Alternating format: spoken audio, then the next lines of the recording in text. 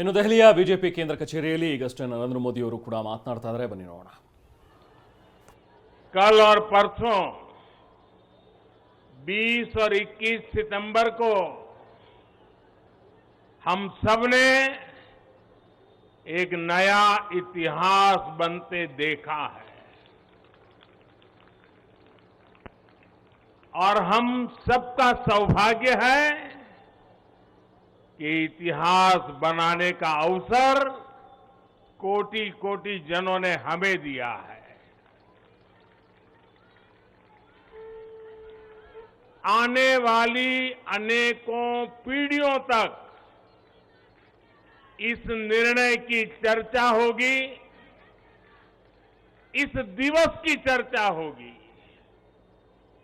मैं पूरे देश को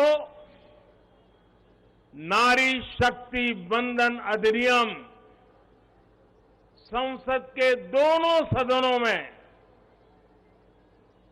और भारी बहुमत से और राज्यसभा में तो सर्वसम्मति से पास होने की बहुत बहुत बधाई देता हूं. पार्टी के राष्ट्रीय अध्यक्ष श्री जेपी नड्डा जी, अन्य सभी वरिष्ठ साथी और आज मैं देश की माताओं बहनों को भी यहां दूर से प्रणाम करता हूं. कभी कभी किसी निर्णय में देश के भाग्य को बदलने की क्षमता होती है और आज हम सभी ऐसे ही एक निर्णय के साक्षी बने हैं. संसद के दोनों सदनों द्वारा नारी शक्ति बंधन अधिनियम रिकॉर्ड मतों से पारित किया जा चुका है. जिस बात को देश को पिछले कई दशकों से इंतजार था, वो सपना अब सच हुआ है. ये पूरे देश के लिए बहुत ही खास समय है. ये भाजपा के हर एक कार्यकर्ता के लिए भी बेहद खास दिन है. आज हर नारी का आत्मविश्वास, हर नारी का आत्मविश्वास आसमान छू रहा है. पूरे देश की माताएं, बहनें और बेटियां आज खुशी मना रही हैं, हम सबको आशीर्वाद दे रही है. साथियों, कोटि कोटि माताओं बहनों के सपने को पूरा करने का सौभाग्य हमारी भाजपा सरकार को मिला है और इसलिए राष्ट्र को सर्वप्रथम मानकर चलने वाली पार्टी के रूप में, भाजपा कार्यकर्ता के रूप में, मैं एक जिम्मेदार नागरिक के रूप में, ये हमारे लिए बहुत बड़ा दिन होने का गर्व अनुभव कर रहे हैं. नारी शक्ति बंधन अधिनियम ये कोई सामान्य कानून नहीं है. ये नए भारत की नई लोकतांत्रिक प्रतिबद्धता का उद्घोष है. ये अमृतकाल में सबका प्रयास से विकसित भारत के निर्माण की तरफ बहुत बड़ा, बहुत मजबूत कदम है. महिलाओं का जीवन स्तर सुधारने के लिए, क्वालिटी ऑफ लाइफ बेहतर करने के लिए विमेन लेड डेवलपमेंट का नया युग देश में लाने की जो गारंटी मोदी ने दी थी, ये उसका प्रत्यक्ष प्रमाण है। मेरे देश की हर माता, बहन और बेटी को नारी शक्ति वंदन अधिनियम के लिए मैं फिर से बहुत बहुत बधाई देता हूं। मेरे परिवारजनों, लोकतंत्र में महिलाओं के लिए इस कानून से बीजेपी महिलाओं की भागीदारी से के लिए 3 दशक से प्रयास कर रही थी। यह हमारा कमिटमेंट था और आज हमने उसे पूरा कर दिया है।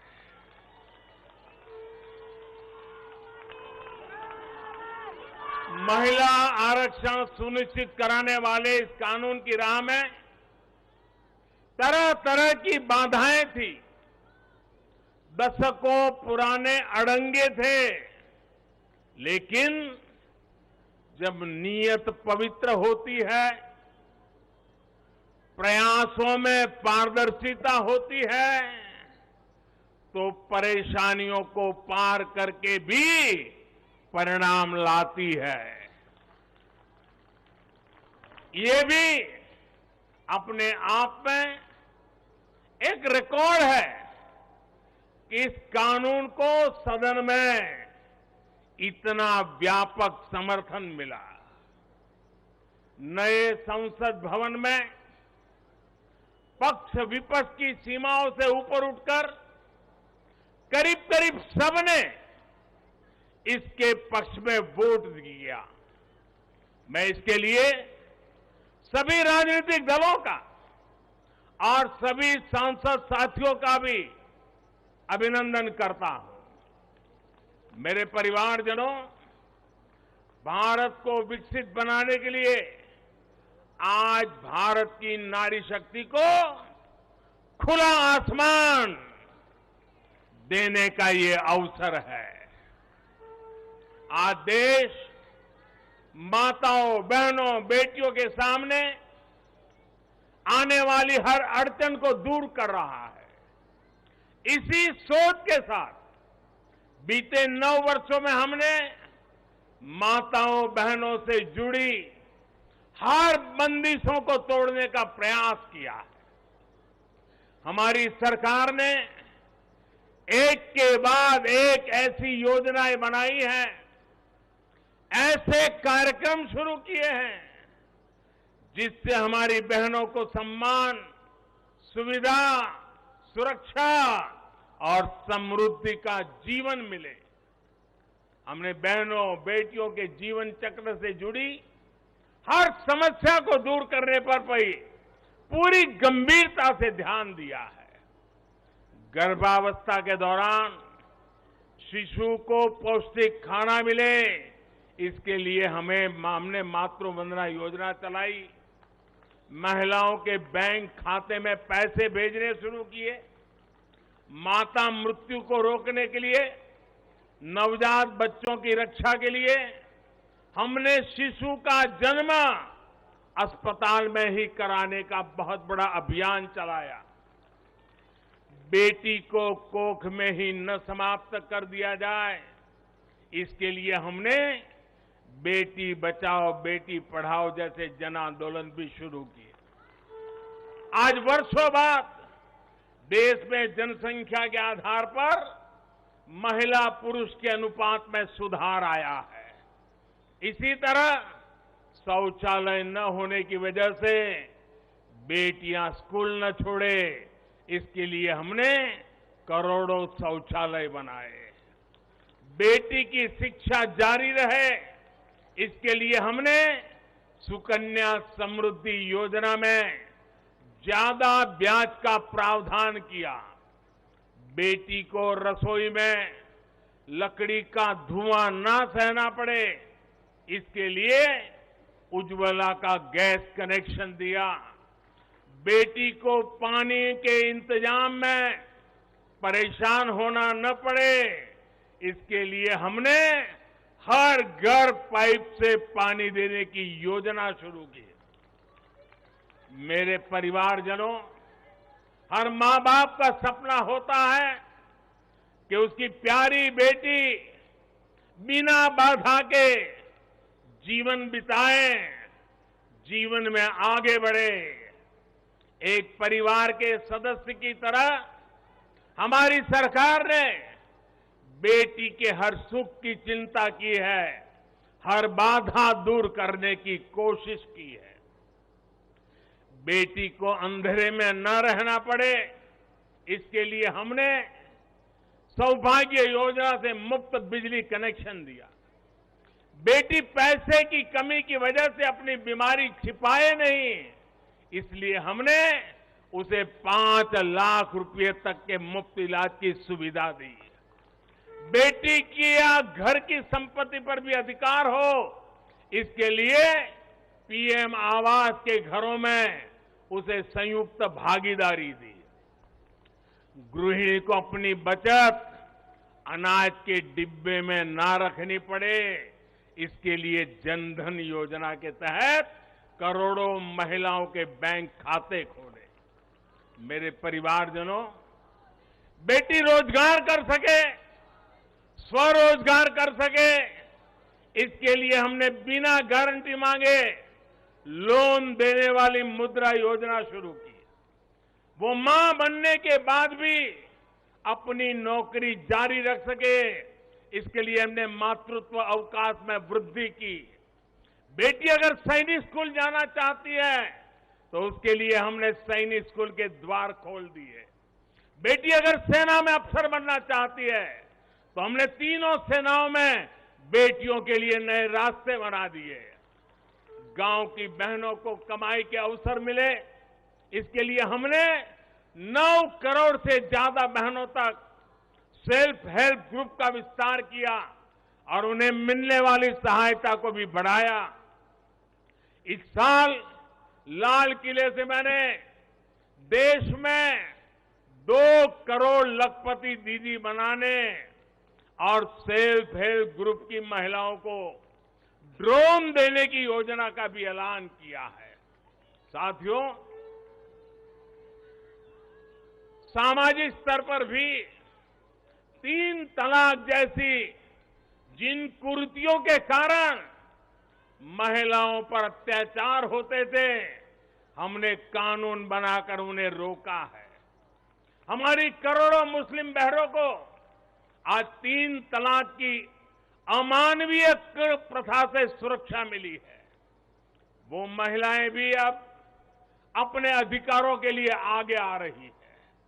मेरे प्यारे परिवारजन, महिला आरक्षण के लिए इतने दशकों से कोशिश तो हो रही थी, लेकिन मैं आपसे जानना चाहता हूं, 3 दशक से बात हो रही थी, नहीं हो पा रहा था। आज ये संभव हुआ है। मैं जरा आपसे पूछना चाहता हूं, ये संभव कैसे हो पाया? ये कैसे संभव हो पाया? ये कैसे संभव हो पाया?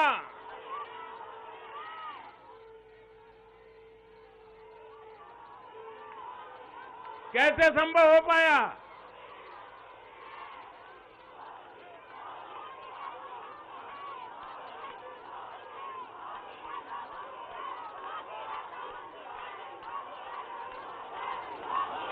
अब मैं आपके जवाब को जरा ठीक करता हूं। ये मोदी ने नहीं, ये आपने किया है, करोड़ों देशवासियों ने किया है। और ये कैसे किया है? उसका एक सबसे बड़ा कारण है, देश की जनता ने, देश के मतदाताओं ने, विशेष करके मेरी माताओं बहनों ने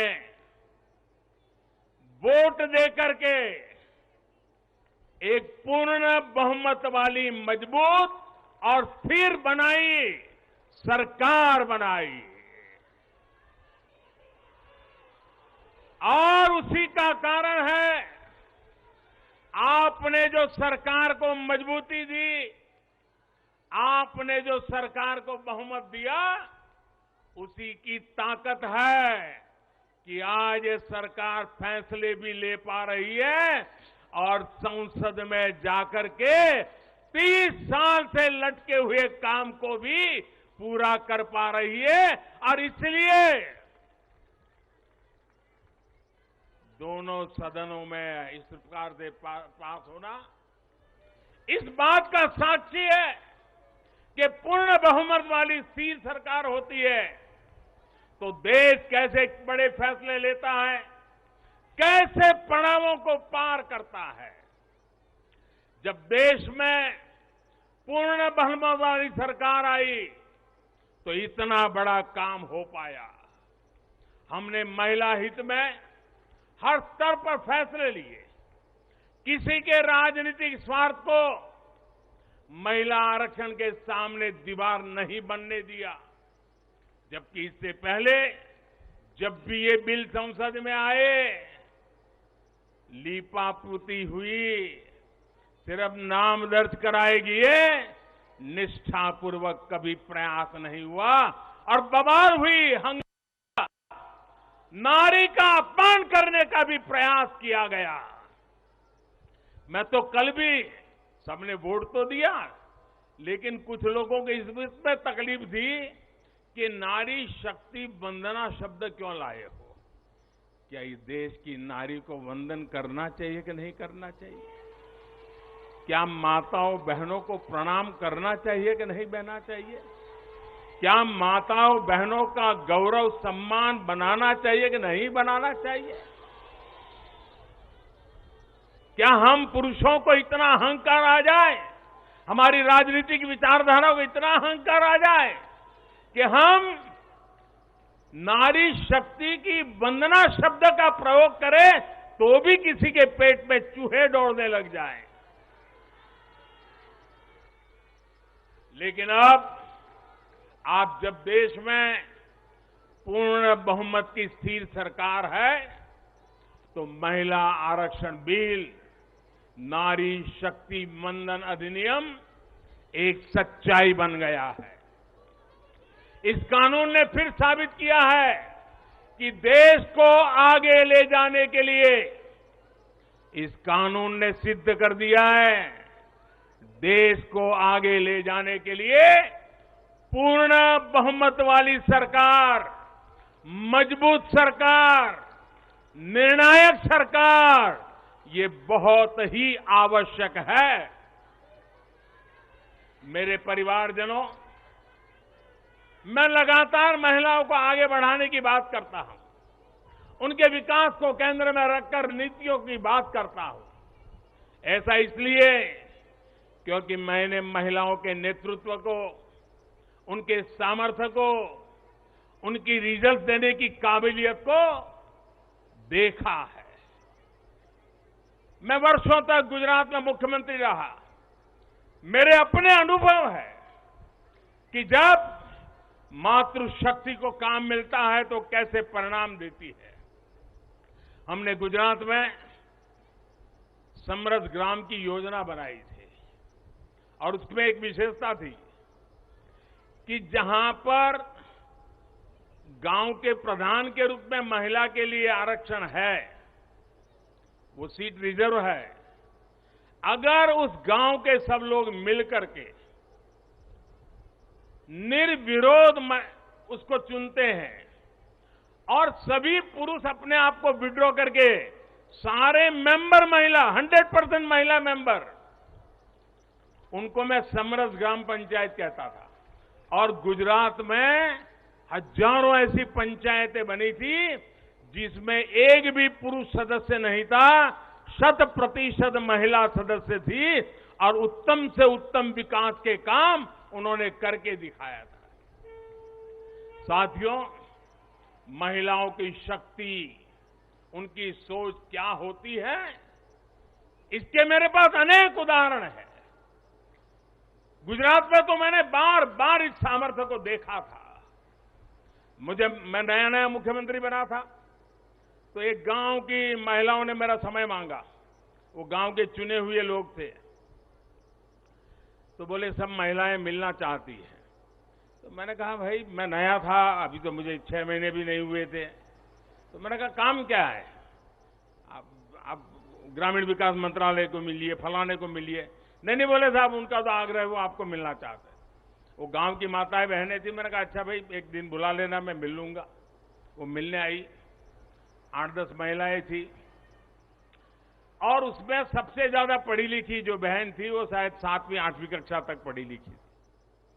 तो मिलने आई, बोले हमारे गांव ने तय किया है कि एक भी पुरुष मेंबर नहीं होगा, सबकी सब महिला मेंबर होगी, और इस बार गांव की प्रधान भी महिला होगी। तो मैंने उनको पूछा अच्छा इतना बड़ा आपको अवसर मिला है। अच्छा जब समय मांगा तो मुझे लगा कि शायद वो कुछ पैसों के लिए आएंगे, कुछ योजना लेने के लिए आएंगे। तो मैंने उनसे पूछा कि आपकी क्या अपेक्षा है और आप क्या करना चाहती है। 7वीं 8वीं कक्षा पढ़ी लिखी वो गांव की प्रधान महिला, और बाकी मेंबर तो उससे भी कम पढ़े लिखे थे। वो 8-10 बहनें आई थी, गांव की बहनें थी। पहली बार गांधीनगर देखा था। उन्होंने मुझे जो जवाब दिया, मैं समझता हूं सार्वजनिक जीवन में काम करने वाले हम सबके लिए प्रेरणा है। उस बहन ने मुझे कहा कि मेरी एक इच्छा है, हमें 5 साल मिले हैं, हम 5 साल में ऐसा कुछ करना चाहते हैं कि हमारे गांव में एक भी व्यक्ति गरीब न रहे। आप कल्पना कर सकते हैं क्या दृष्टिकोण होगा उनका। और सच में ट्रांसफॉर्मेशन का कहां आधार होता है ये उनको मालूम था। ये सामर्थ्य और सोच हमारी माताओं बहनों के गांव में बैठी बहनों को भी होता है। साथियों, महिलाओं में सकारात्मक बदलाव की प्रवृत्ति और संसाधनों के बेहतर से बेहतर इस्तेमाल की दूरदर्शिता हमें हर जगह पे मिलती है। परिवार में तो डगर डगर पे नजर आता है। अभी कुछ दिन पहले मैं मध्य प्रदेश गया था, तो वहां शहडोल के पास एक आदिवासी गांव में गया, तो सभी आदिवासी बहनों को बुलाया था, लेकिन विशेषता यह थी कि उसमें 100 से ज्यादा लखपति दीदी आई थी, आदिवासी बेटियां, लखपति दीदी। तो मैंने उनसे संवाद किया। एक बहन ने जो मुझे बताया वो वाकई हम सोच सकते हैं कि उनका सामर्थ्य कितना है। वो आदिवासी बेटी जो कहती है मैं लखपति दीदी हूं, मैं आज विमेन सेल्फ हेल्प ग्रुप के द्वारा ये काम करके इतना इतना कमाती हूं। तो मैंने पूछा इतना पैसा कमाने लगी तो करती क्या हो। एक आदिवासी महिला मुझे कह रही है, ये दिल्ली की महिलाओं के लिए भी आश्चर्य होगा। वो कहती है कि मेरे पति साइकिल पे जाते थे काम करने के लिए, रोजगार ढूंढने के लिए साइकिल पे जाते थे। मैं लखपति दीदी बन गई तो मैं उनके लिए स्कूटी ले आई।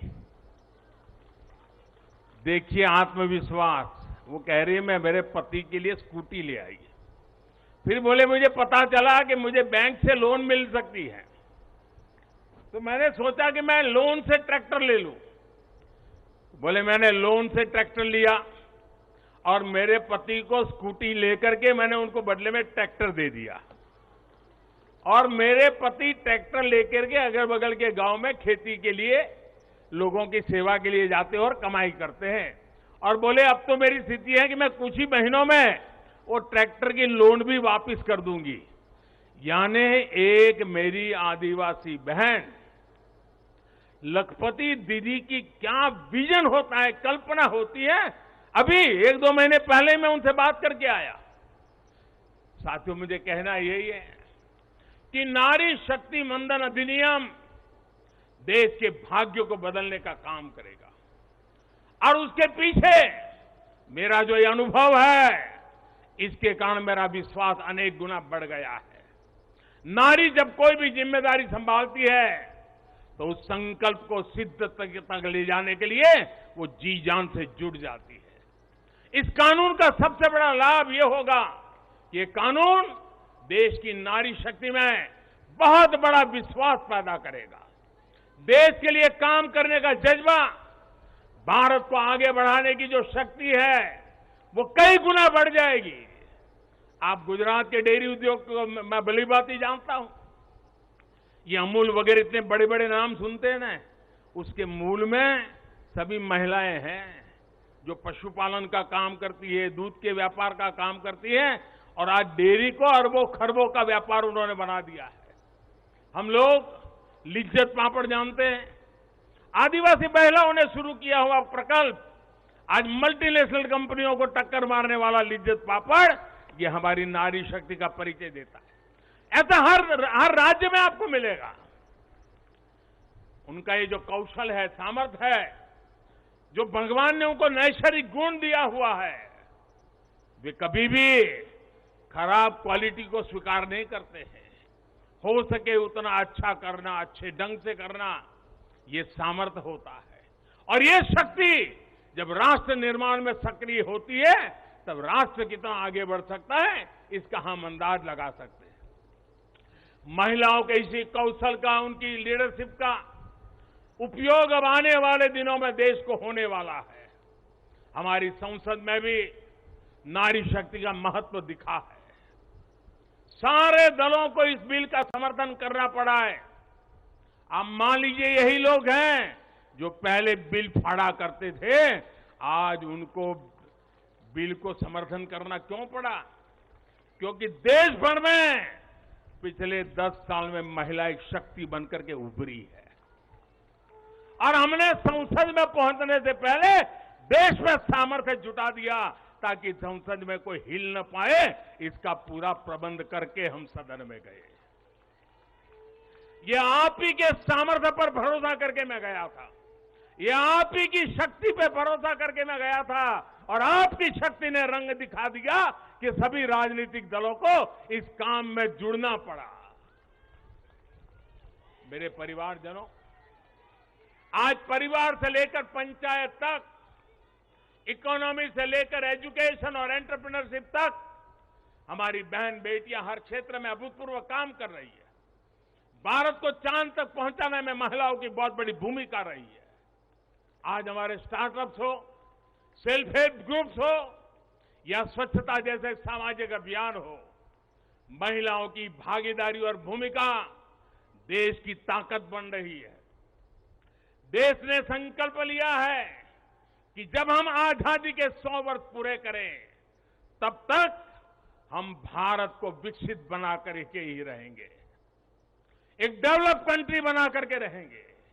इसमें देश की जो आज आधी आबादी है उसकी सक्रिय भागीदारी और नेतृत्व के साथ सक्रिय भागीदारी, निर्णयों में बराबरी का हिस्सा, ये इस सपने को साकार करने का बहुत बड़ा फोर्स बनने वाला है। मेरे परिवारजनों, नया और आधुनिक संसद भवन और उसमें आधी आबादी का बढ़ता हुआ प्रतिनिधित्व, ये नई व्यवस्थाओं का सूत्रपात करेगा।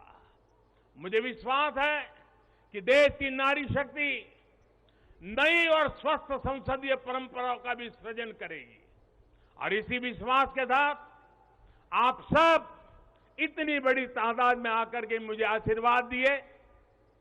भारत की संसद के इतने बड़े महत्वपूर्ण निर्णय को माताओं बहनों ने संवारा, और मुझे खुशी तो तब हुई जब इसको प्रधानमंत्री आवास मिला है, वो बहन मुझे आकर के आशीर्वाद दे रही है।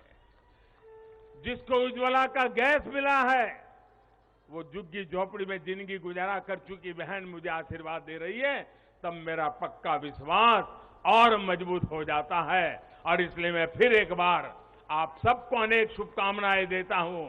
ये नारी शक्ति वंदन अधिनियम, उसको गांव गांव घर घर पहुंचाना हम सबका दायित्व है, और इस सामर्थ्य को और तेजी से आगे बढ़ाएं। इसी एक अपेक्षा के साथ सभी माताओं बहनों को प्रणाम करते हुए मेरी वाणी को विराम देता हूं। मेरे साथ पूरी शक्ति से बोलिए, भारत माता की। आवाज पूरी दिल्ली में गूंजनी चाहिए, भारत माता की, भारत माता की, भारत माता की। बहुत बहुत धन्यवाद।